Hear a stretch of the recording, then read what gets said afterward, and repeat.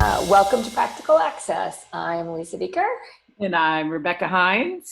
And Becky, today we got a question that I'm not sure we can answer, but we're going to try on how do we protect our kids with disability in this online shift and world, and just kids in general for safety.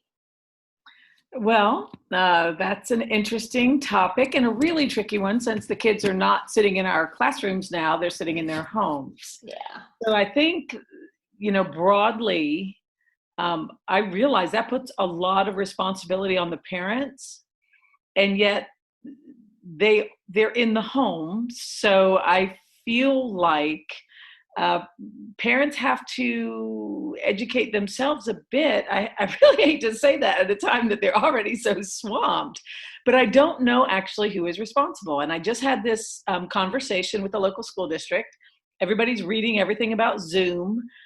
They're doing things in Zoom. They're also getting ready to push out some things through possibly even things like Facebook Live. And it's the constant question. Do we let kids appear on web camera? Do we delay streams? How do we protect them?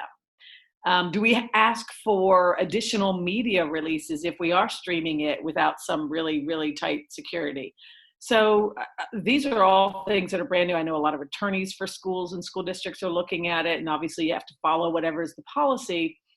My feeling, though, honestly, if I'm a parent, I'm already probably struggling with whether or not to let my kids use their cameras on their computer. So I think it has to start with parents turning off the camera if they don't want their kids to appear on there, and advocating for themselves if they're worried about other privacy issues. But I don't know that there's new media releases and things like that are necessary at this moment. Well, and not just turning off the camera, but we have a Post-it note over ours. We're pretty high tech at our house, but again, knowing that people can get in a camera anytime, I think that's a safety piece.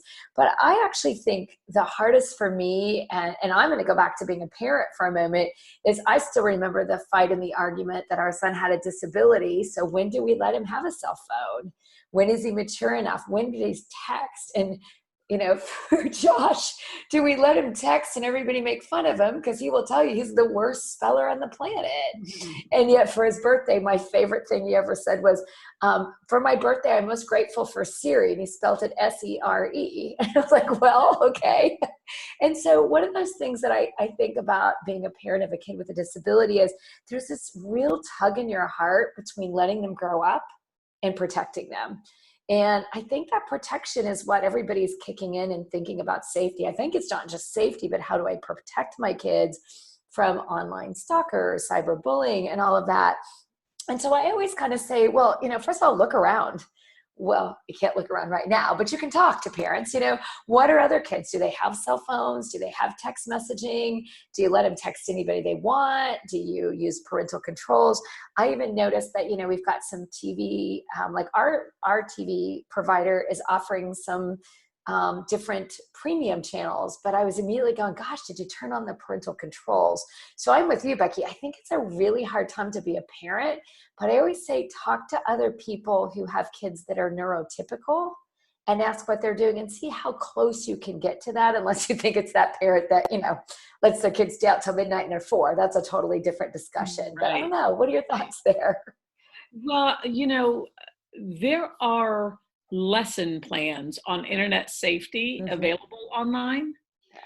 So for our really vulnerable kids in particular, or the kids who may not fully understand, I think as a family member of, someone with significant needs, I would probably look at his developmental age, and I would probably look for a lesson plan on internet safety, because I don't, off the top of my head, I'm not sure exactly what to teach, my own family members about internet safety, other than just the common sense things we say as a parent. But for somebody who may be at a different level developmentally, I would probably look for a lesson plan, and I'd probably look for some of the language. I know that a lot of them include charts.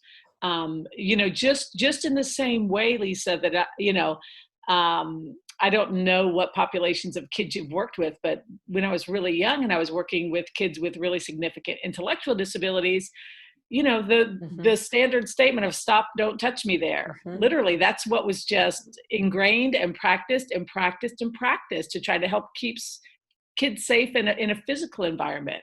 So in an online environment, I think we do for those kids who may be at different levels intellectually, I would definitely look for a lesson plan and see what key words I should be trying to reiterate or what key actions I should reiterate.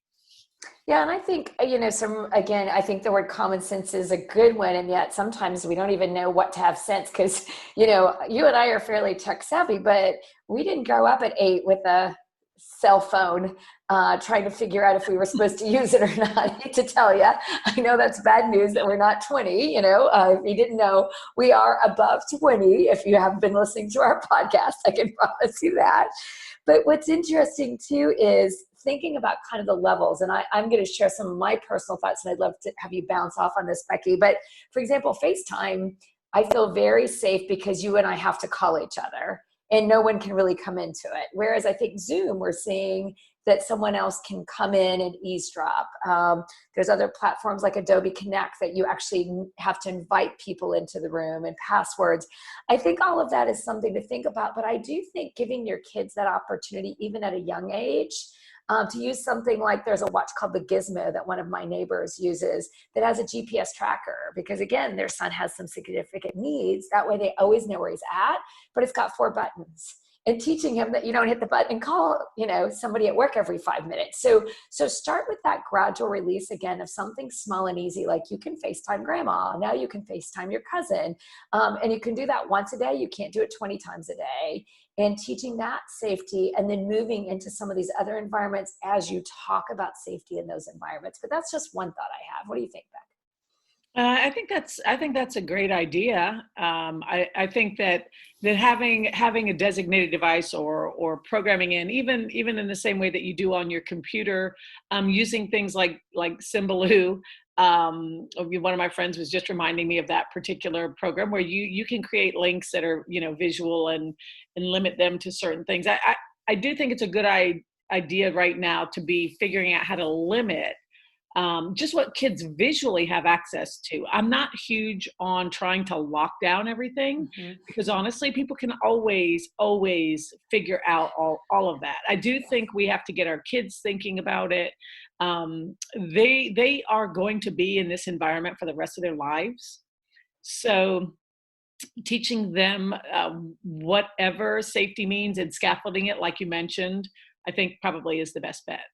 Yeah, I always kind of use the analogy of sugar. If you never let me have any, I always wonder what it tastes like.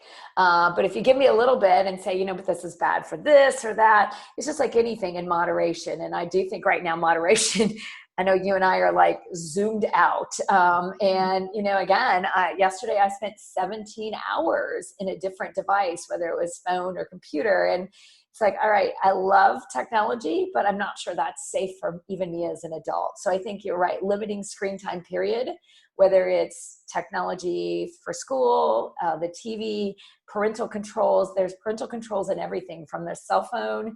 And when kids say, well, none of my friends have them on, don't listen, don't listen. Yet at the same time, I think my best advice came from my own son, from his life coach, who kept saying, but there's a fine line of letting your kid grow up. And I'll tell you the funniest thing ever is my son wanted to be on Facebook, and we gave him an age. We said at 12, you can have Facebook. At 11 and 300 days, not only did he get a Facebook, but guess who he friended first?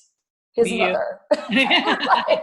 we're like, if you're going to try to be sneaky, don't be sneaky. And I was like, and you're not supposed to have a Facebook. He's like, I know, but I'm close. So again, it's one of those examples of, yes, trusting, but also trusting that you're going to be a part of that technology use, I think is the way to be the safest as possible. Yep, I think you're right. All right. Well, we look forward to further questions, and follow us on Twitter @AccessPractical.